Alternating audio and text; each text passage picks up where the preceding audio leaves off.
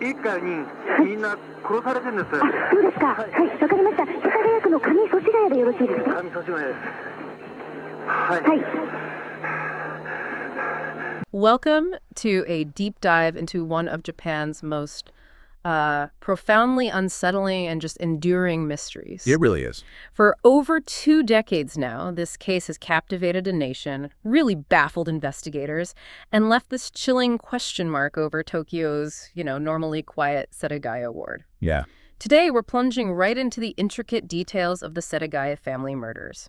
Our mission, really, is to meticulously unpack the facts, the perplexing clues, and, well, the myriad unanswered questions that still surround this tragic event. So many questions. We'll peel back the layers, try to understand the lives of the family at the center of it all, dissect the haunting details of the crime scene, and explore the unprecedented investigation that followed.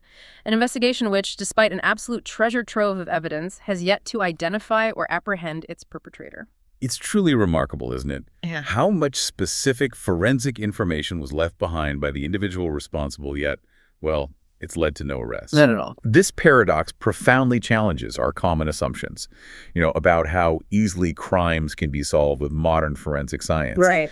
We'll be connecting the dots between what might seem like disparate pieces of information, helping us understand precisely why this case remains so stubbornly elusive. So what does this enduring mystery tell us?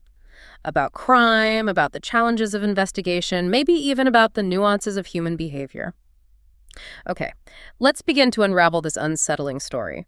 Our story begins, as so many do, with, an ordinary family living an ordinary life, a life shattered in the most extraordinary way. The Miyazawa family resided in the quiet, affluent Setagaya ward of Tokyo, a place synonymous with peaceful suburban living. A nice area. Exactly. Mikio Miyazawa, he was 44 years old, a dedicated father, committed professional, working for a marketing firm called Interbrand. His wife, Yasuko, 41, was a kind and patient teacher, deeply cherished by her community for her warmth, her dedication to her students, and her gentle nature. Just sounds like a lovely family. They really did. Their children, Nina, who was 8, and Rei, 6, were in every sense just full of life. Nina was active, spirited, described as having this larger-than-life personality.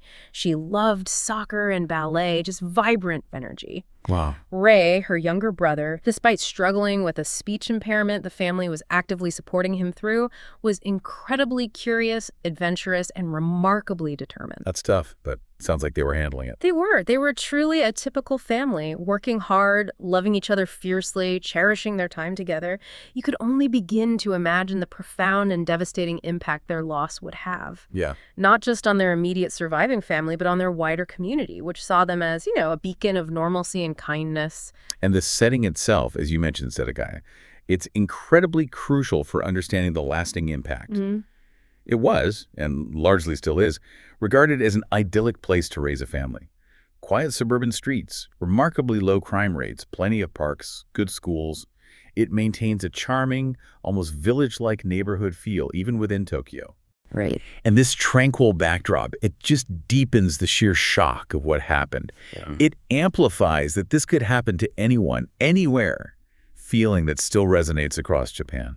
It shatters that illusion of safety. Completely. Now, the family's home, it wasn't a duplex like you sometimes see mentioned online. Oh, right, that misconception. Yeah. Instead, it was one of 2 separate, distinct homes on the same property. The second house belonged to Yasuko's maternal family, her mother, sister, and brother-in-law. So very close by. Very close. The homes were near enough that, from a distance, maybe you could mistake them for one dwelling, but they were definitely separate structures. This proximity, it fostered frequent interaction, created a close-knit, supportive living arrangement the family clearly enjoyed. Valuing family over, say, perfect construction. Exactly. It underscored their strong family bonds, despite the fact that both homes were described as poorly built. The value of family connection seemed to far outweigh any structural issues. And this unique living situation, it also offers a potential explanation for why Yasuko's maternal family next door didn't immediately hear the commotion later that night. Right. The separate structures might have muffled sounds, or maybe they just dismissed a noise. Yeah, like a loud thud, maybe dismissed as just household noise in a poorly built house, or maybe just the kids next door. And the isolation of the Miyazawa residence itself, ironically, played a huge role. How so? The investigation revealed their home was in an area designated for eviction. There was a planned, massive expansion of metropolitan Setagaya Park, which bordered the east and south sides of their house. Okay. So by 2000, what was once a bustling neighborhood, maybe 200 families back in 1990, had dwindled dramatically. Most residents had moved out in the late 90s as the government bought up properties. So by the time of the murders, only 4 houses, including the Miyazawas and their family next door, were left. Wow, only 4. Very isolated then. Extremely. However, one part of the park wasn't quiet. A popular skate park located directly behind the Miyazawa's home. Ah, the skate park. Yeah, notorious for loud, often rowdy teenagers. It became a persistent source of disruption for the family. And that consistent noise might have also, maybe inadvertently, served to mask any unusual sounds from the Miyazawa home that night. That makes sense. And the family actually had plans to move, didn't they? They did, March 2001, so just a few months after the tragedy. They were grappling with the challenge of moving, especially difficult given Ray's speech impairment. Right. Moving is stressful enough, but adding that. Yeah. And they were sensitive to disrupting his development. So despite the house's issues, even the park noise, giving up that proximity to family next door was likely a really difficult decision for them. It just reinforces how much they valued those close ties. Okay, so as we draw closer to the crime itself, a specific and, well, increasingly uneasy timeline starts to emerge from the investigation. Yeah, you start seeing these little hints.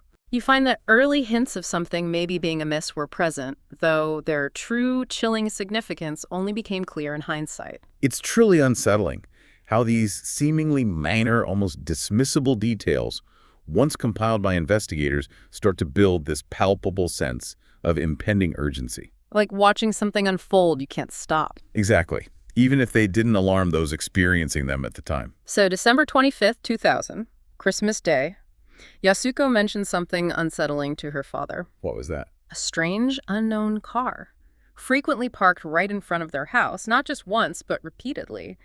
And given the designated parking nearby, it struck them as odd. Why park right there, repeatedly? And this observation, it ominously coincided with Mikio having recently confronted some loud teenagers at the skate park. Right, about their antics. Now, some online speculation linked these teens to a motorcycle gang, the Bosuzoku. Which sounds dramatic. Very. But sources close to the investigation revealed that those involved claimed the confrontation actually ended amicably. Promises to reduce noise. So, maybe not direct retaliation. Seems less likely, though it suggests maybe a heightened awareness of their surroundings, some minor disturbances already happening. But it raises that crucial question. Was the unusual car connected to the skate park thing? Or was it something else entirely? And the investigation couldn't definitively link them. No. But they remain points that stand out to us and to you, our listener, as potentially significant. Little hints of disturbance around this increasingly isolated home. Then, 2 days later, December 27th, another curious observation by an eyewitness. Okay. They saw a man, estimated maybe in his 40s, walking around the Miyazawa home. At the time, with the park nearby, lots of visitors, it seemed unremarkable. The witness didn't know anything overtly suspicious. But in retrospect. Exactly. After the events, this detail was reported, now seen through a chilling lens. Unfortunately, the investigation found no further specifics to make it more credible. Could have just been a park visitor. Hard to say.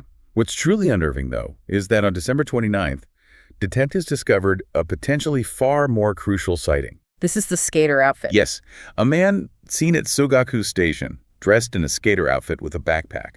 Unusual attire for the cold weather, late December, made him stand out. But more significantly, this same man is strongly believed to have purchased a sashimi knife from a nearby supermarket that very day. The murder weapon, or one of them. Precisely. This long, thin kitchen knife.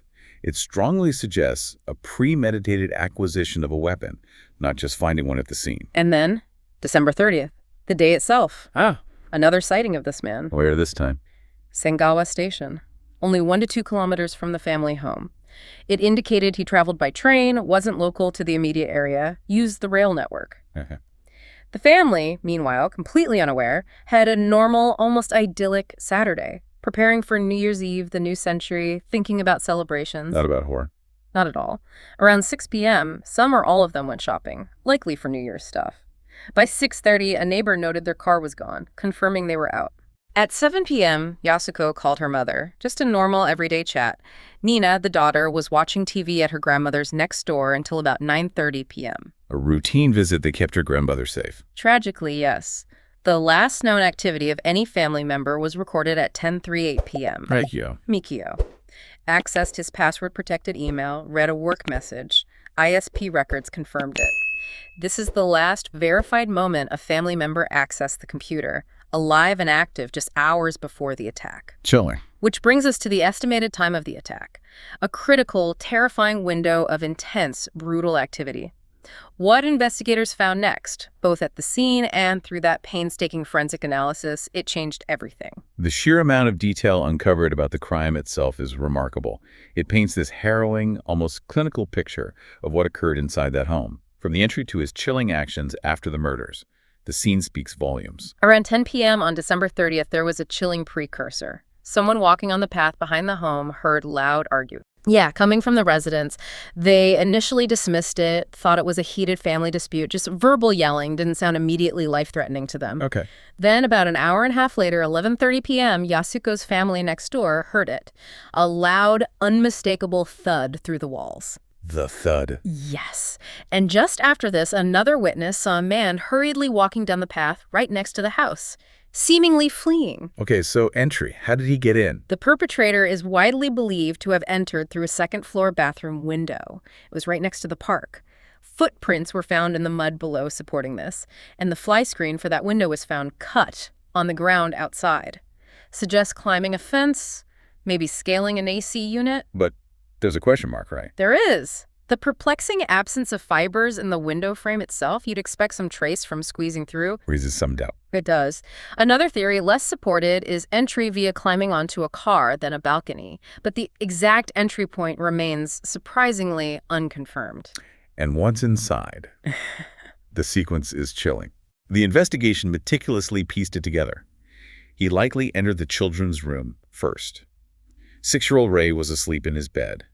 Ray was, tragically, the first and only family member to meet his end by strangulation, asphyxiation, in his sleep. To keep him quiet. Presumably. To prevent any noise alerting others. This raises the question, why Ray first?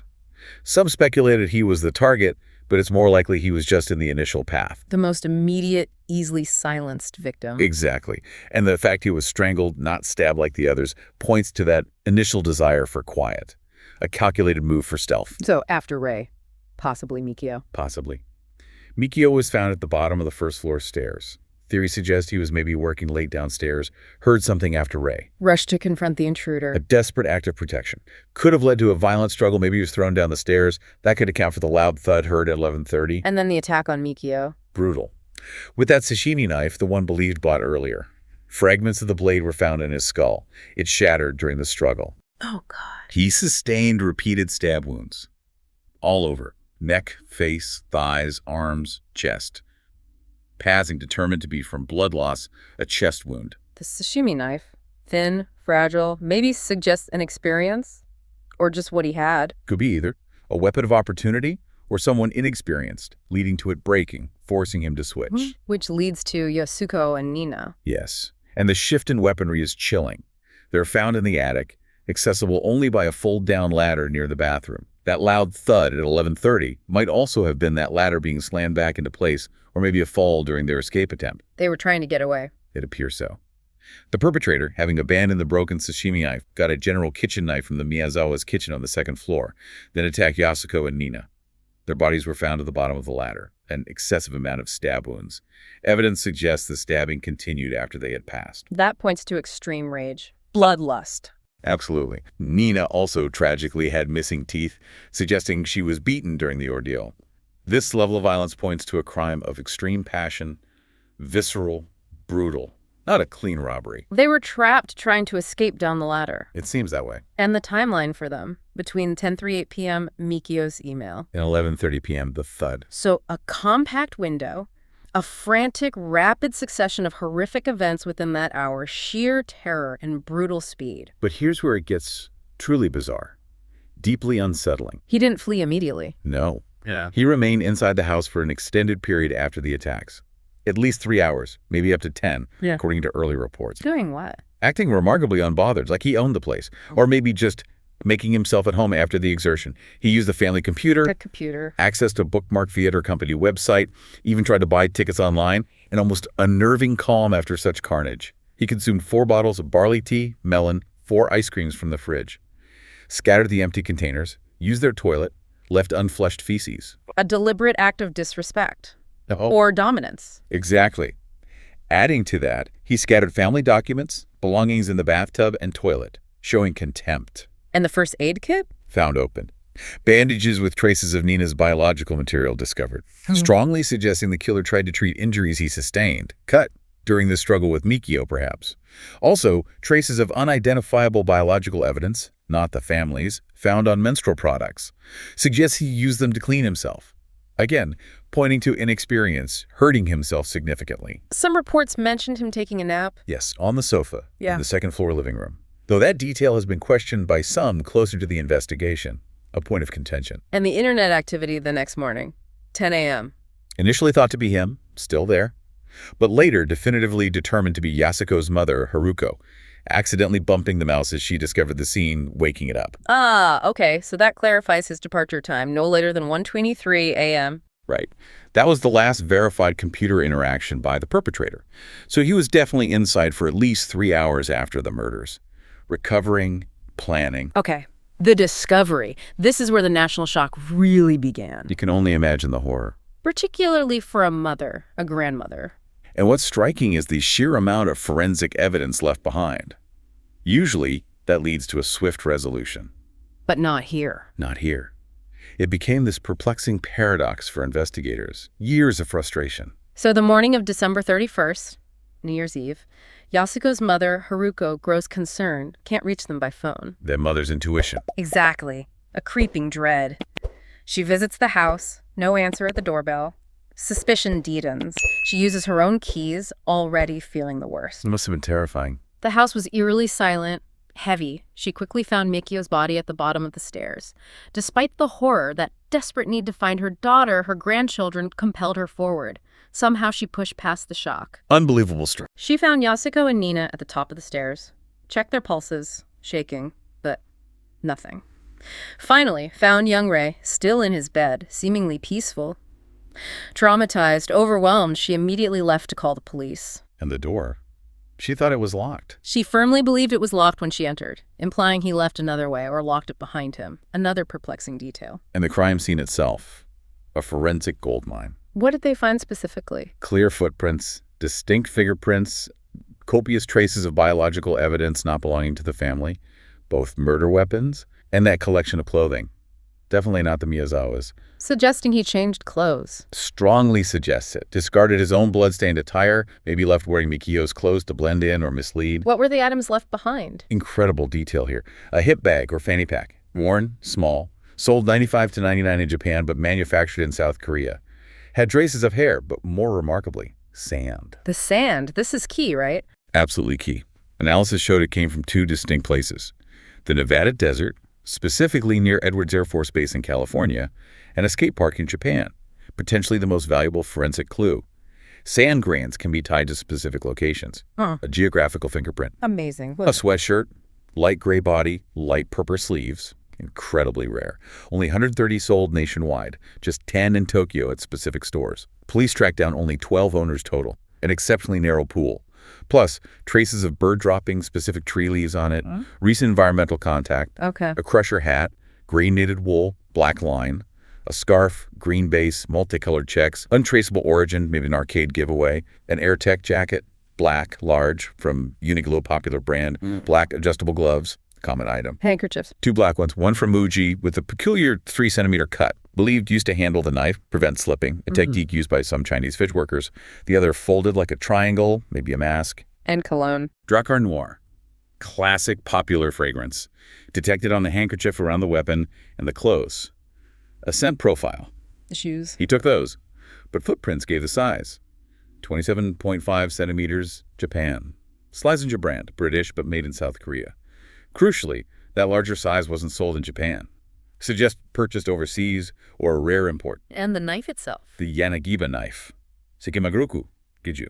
used for sashimi, identified as the initial weapon before it broke. And there was mention of a red dye. Yes, faint traces on the trainers and hip bag sparked initial speculation about meth production links, as the dye could be related, but lacked further evidence, largely dismissed. Intriguing but unconfirmed. The overall style of the clothes, streetwear. Yeah, suggested a youthful appearance, early 2000s style, potentially fitting someone 15 to 25. Aligns with the implied inexperience from the self-inflicted injuries. But the most crucial evidence, DNA and fingerprints. The kind that usually cracks cases. Found everywhere, surfaces, papers, ice cream packaging. But they didn't match any existing criminal databases in Japan. Meaning no prior record? No prior record, or at least not one documented by Japanese law enforcement. No existing profile to match against this abundant evidence. A dead end, forensically speaking. And the DNA analysis itself. Sophisticated analysis of type A biological evidence, definitely not the family's, confirmed the killer was male and of mixed heritage. Mixed heritage. Maternal DNA indicated European descent, possibly Southern European, near the Mediterranean or Adriatic Sea. Paternal DNA, Y chromosome haplogroup OM122, indicated East Asian descent, common in Koreans, Chinese, and Japanese. Very common. 1 in 45 Koreans, 1 in 10 Chinese, 1 in 13 Japanese. This mixed heritage was a key finding, a specific genetic picture. Physically, profile refined too, around 170 centimeters tall, thin build, likely right-handed. Age estimate revised to 15-24, based on physical requirements and implied inexperience. So with all this incredible evidence, DNA, fingerprints, rare clothes, exotic scent, why? Why is this still unsolved after all these years? That's the baffling part. It exposes the limits of forensics and specific legal issues in Japan at the time. How so? Well, even with abundant DNA and fingerprints, you need something to compare it against. The profiles didn't match any databases, Japanese or international.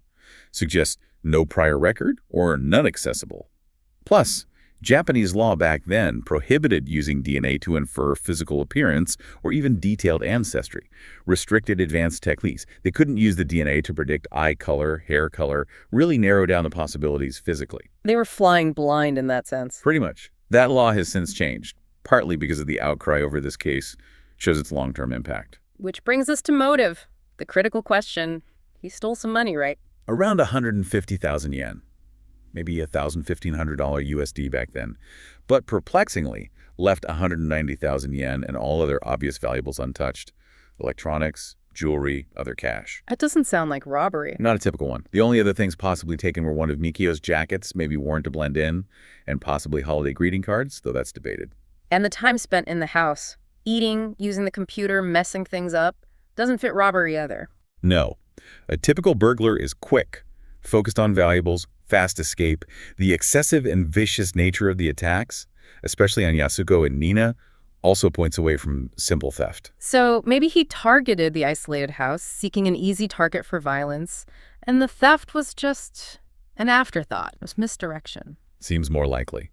Investigators haven't ruled out robbery, but the deep disrespect shown leaving feces, scattering documents, suggests something beyond money. Bloodlust, maybe? Asserting dominance. If not robbery, what?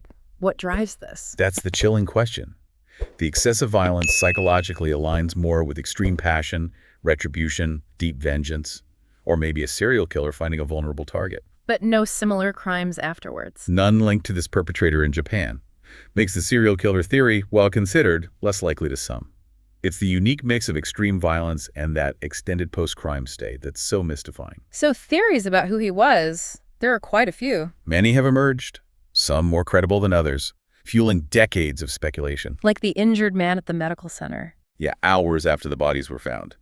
Mid-30s man sought treatment for a hand wound near Tobuko Station, hours north of Setagaya. Staff noted his unconcerned demeanor, but his age doesn't quite fit the revised police profile, 15-24. Consistent injury, but lacks stronger corroboration. The taxi driver's account. Reported picking up 3 middle-aged men near the scene early morning. One supposedly had traces from a wound, but no blood test results from the taxi were reported, casting doubt. And multiple middle-aged men doesn't fit the single perpetrator forensic profile. Quickly dismissed. The woman who saw a man jump in front of her car. Around midnight, claimed a man ran from the house, nearly jumped in front of her car. Police found no physical evidence on the road, and the timing didn't fit the computer activity showing the killer was still inside past midnight. Dismissed lead. What about the state park connection? That seems strong early on. It did. The youth frequenting the park, The killer's clothes, streetwear-specific sweatshirt, and age estimate fit that demographic. Mikio's recent confrontation fueled speculation of a grudge. But the confrontation wasn't that bad. Sources close to the investigation downplayed its severity. Amicable resolution. So direct retribution is questionable.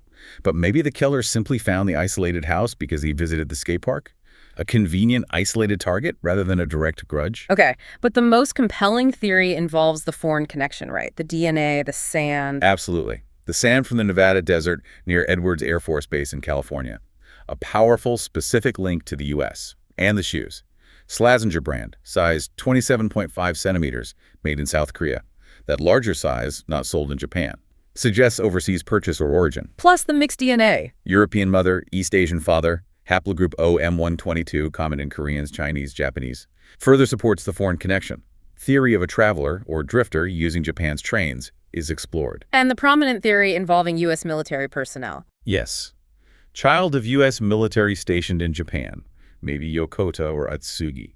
It elegantly explains the mixed heritage, the American sand, and crucially, the potential ability to evade Japanese law enforcement. Especially before 2007, U.S. military could enter Japan via U.S. customs without providing forensic data to Japan, and easier to leave the country undetected by Japanese authorities. Raises questions about international cooperation, diplomatic issues. Definitely. Especially if a foreign government potentially knew something but didn't share it. Pure speculation, but it's a theory born from the evidence. So why did he stay so long? 3 to 10 hours after the murders. The most logical answer points to necessity. He was almost certainly injured, especially during the struggle with Mikio. Lost blood, left traces, needed time to patch himself up, calm down, plan his next move. Used the house as a hideout. Essentially. Felt it was the safest place given the isolation, lack of immediate police response. Recover, collect himself, maybe ditch bloody clothes before escaping. And the escape itself, how did he get away? Another enduring mystery. No evidence of his car nearby. Using public transport trains seems incredibly risky with injuries, maybe blood stains, even if cameras were fewer in 2000. His noticeable state Would make public transport risky. And crucially, no credible reports of anyone seeing such a person in the early morning hours. Complicates the narrative. A discreet departure by car, maybe an accomplice, seems plausible but unconfirmed. Over 2 decades later, still unsolved. A haunting scar on the Japanese psyche. A constant, chilling reminder. And the scale of the investigation, incredible. Truly. Over 280,000 officers involved to date, one of the largest in Japanese history. Over 12,545 pieces of physical evidence. Over 16,000 tips on the public. Yet the killer remains at large, all evidence meticulously preserved. A standing 20 million yen reward, about $130,000 USD. And they haven't given up. No. Police vow never to give up. Officers still assigned full-time 40 in 2015, 35 in 2019. Interpol has the fingerprints. Standing order in Japan to test all unclaimed deceased males against the prints. Exhaustive efforts continue. The house itself, it was torn down, wasn't it? Controversially, yes, in 2019. Due to age, structural risk. Despite appeals from family and supporters who wanted it as a memorial, police stated all evidence was preserved beforehand. But memorials still happen. Every year. Solemn ceremonies. Police continue appeals, distribute flyers, display those mannequins in the killer's clothes at stations, hoping to jog a memory. The case even became a cause célèbre that helped abolish the statute of limitations for death penalty crimes in Japan in 2010. A direct legal impact. So the big question remains, will it ever be solved? It's the echo, isn't it? The killer, if alive, mid-40s, early 50s now. Hope remains for a DNA match. Advancements in forensics, potential international cooperation, especially with the U.S. or South Korea. The family continues to advocate. Yasuko's older sister, an Irie, tireless, vocal, even filed complaints about media misrepresentations. The ongoing emotional toll. Mikio's mother, Setsuko Miyazawa, 89 in 2022. Her poignant vigil with the Daruma dolls, only one eye filled in, promising the other stays blank until it's solved. Her simple question, why did it have to be Mikio's family? Just heartbreaking. Even the site draws attention still. Yeah, high schoolers breaking in for a test of courage in 2023 led to prosecution, increased patrols, shows the enduring impact. And in May 2024, the Setagaya Ward Assembly passed a motion for Tokyo to expand DNA evidence use. A direct legacy. What's also incredible, such an extreme act of violence, seemingly impulsive, chaotic, but never repeated. By this perpetrator, yes. No other similar crimes in Japan linked to this unique forensic profile. Adds to the baffling nature. An isolated, brutal outburst. Why did it happen? And why never again? This case, with its abundance of clues, agonizing lack of resolution, it forces you to consider the limits of forensic science against someone who leaves everything but a direct identity. Could he truly be beyond reach? A phantom. Or is there just one missing piece, a forgotten memory from 24 years ago? Something that could finally unlock this chilling mystery, bring peace to the family, and a nation that still remembers, still waits. This deep dive into the Setagaya family murders really highlights how even with, well, a mountain of forensic evidence, the truth can sometimes remain stubbornly hidden. It's a stark reminder for you, our listener, of the inherent complexities in solving crimes, especially when the perpetrator seems to just vanish into thin air. As we've explored, the unique blend of highly detailed forensic clues, scattered witness accounts, and that meticulously constructed timeline often leads to more profound questions than immediate answers in cases like this. Yeah. This prompts an important question for you to consider. What stands out to you as the most perplexing or frustrating aspect of this mystery? It truly emphasizes the critical importance of every single detail, no matter how small, in piecing together a complete picture, even when that picture remains stubbornly incomplete. We hope this deep dive has given you a clearer, more informed understanding of this pivotal and deeply unsettling unsolved case. Perhaps, like us, you'll be left pondering the implications of such a chilling mystery for a long time to come. Absolutely. Until next time, keep seeking those nuggets of knowledge and always stay curious.